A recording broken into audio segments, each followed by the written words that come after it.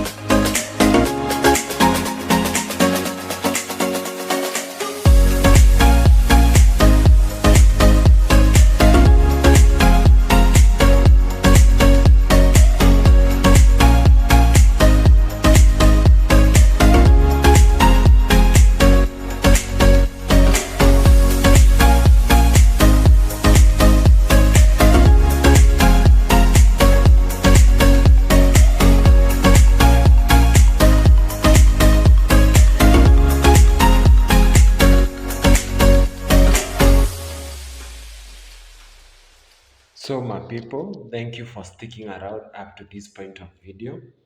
Thank you so much. I'm so grateful. Talking on that, kindly hit that subscribe button and don't forget to share this video with your friends, with your family, and the people that you care about. If you want something like this, just comment down here and we'll come and do it in your house. I've been your host, Warua Photographist, from the creative docket of Warua Vlogs. See you in the next video. Adios.